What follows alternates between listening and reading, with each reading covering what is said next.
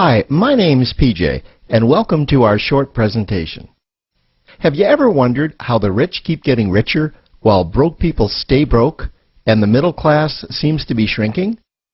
Well, this isn't nearly as mysterious as it may appear when you examine the specific differences in how broke people, the middle class, and the rich spend their money. Now, this is such a simple concept, yet so profound, it nearly knocked me out of my chair when I finally understood it.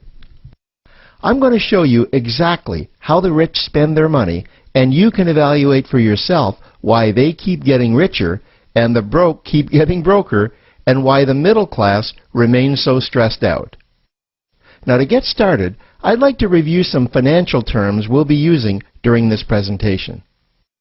The terms that you need to be familiar with are cash flow, which means money you bring in, expenses, which means money you spend, assets. Now, this is the most confusing one.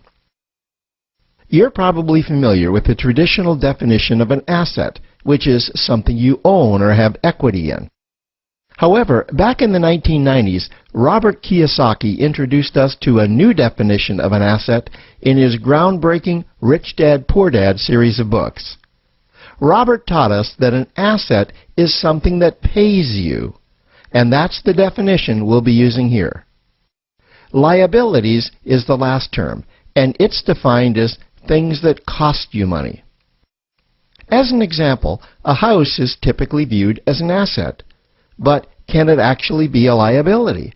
Yes. With our revised definition, anything that costs you money is a liability, not an asset.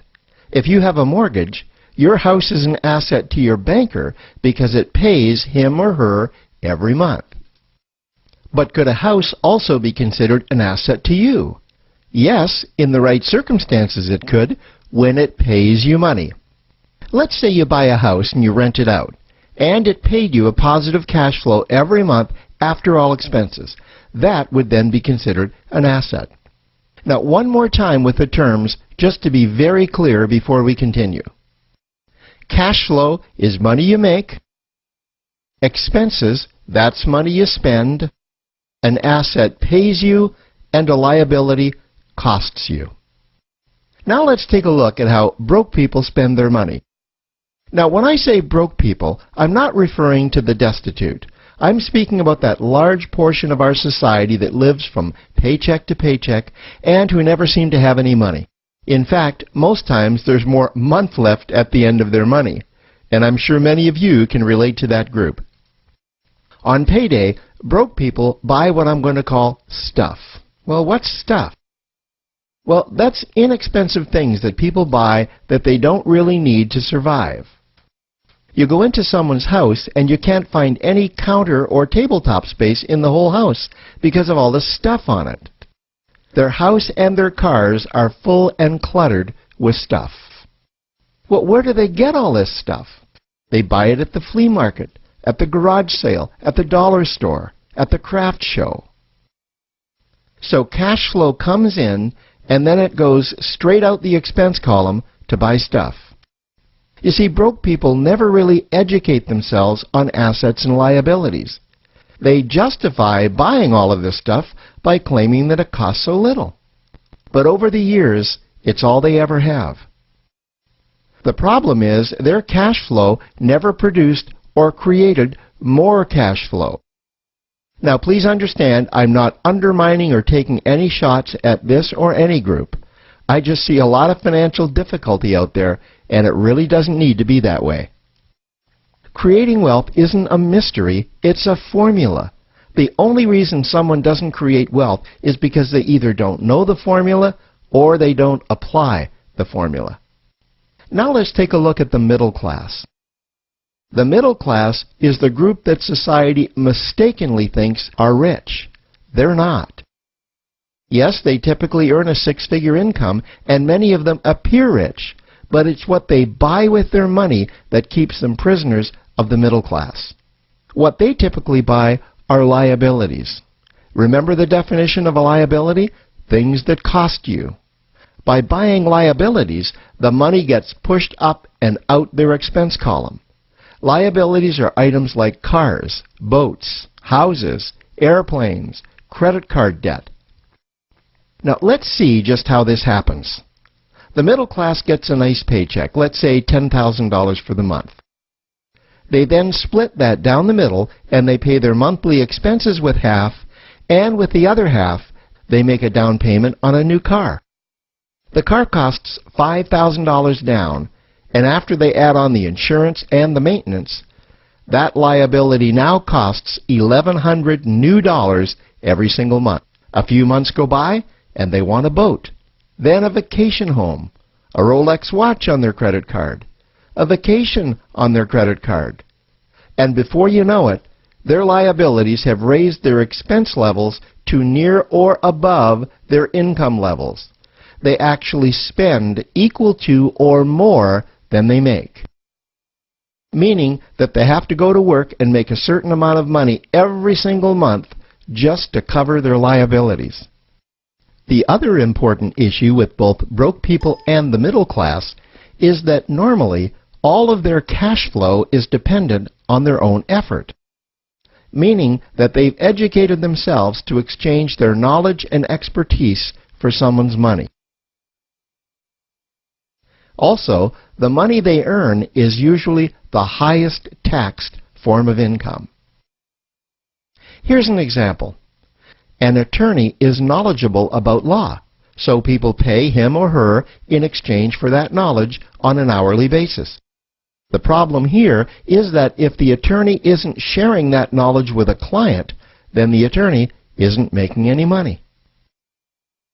This causes lots of stress and anxiety in their lives. And if you ever ask them to take an afternoon off to play golf with you, well, they very rarely can because of how much money it'll cost them to take that time off. On the surface, life's pretty good. The reality is that it's a roller coaster ride. That's the middle class. Now, I know this group very well because for a great deal of my adult life, that was me. Now let's take a look at how the rich people spend their money. Rich people acquire assets. Again, an asset is something that pays you. If you want to become rich, buy assets that earn you more money.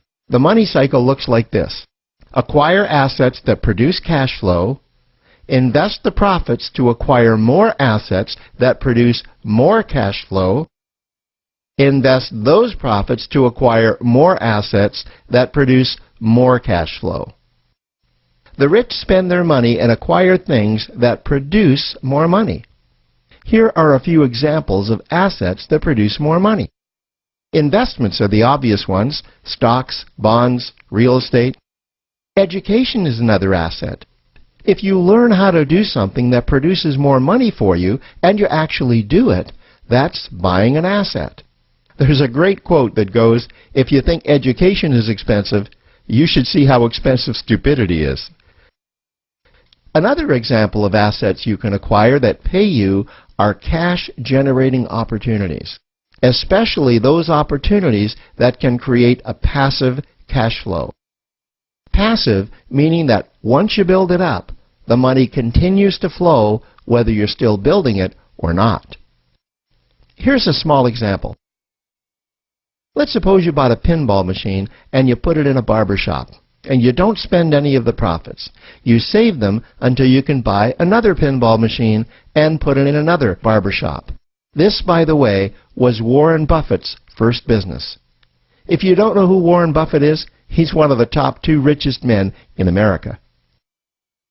The rich are extremely eager to find those passive cash-generating opportunities because those opportunities continue to pay them month after month, year after year, long after they've stopped working the opportunity. You know, I see this happen again and again with successful entrepreneurs.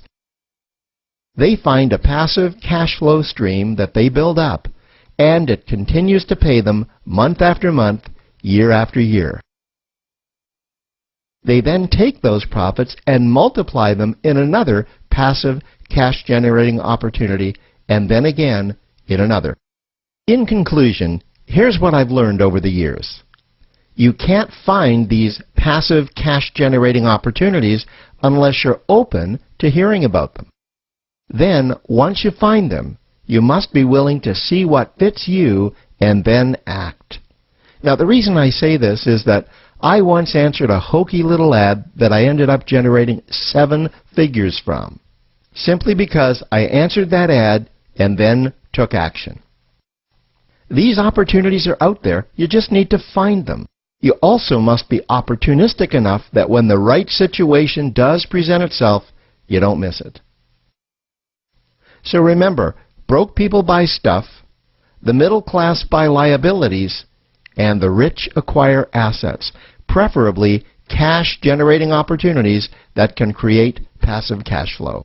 They then take that cash flow and invest it in another asset that produces more cash flow. That's the wealth creation formula. Now, I trust you found this introductory information helpful. Now, to learn about one of the greatest cash-generating machines on the planet, click on the link below to proceed to step 2.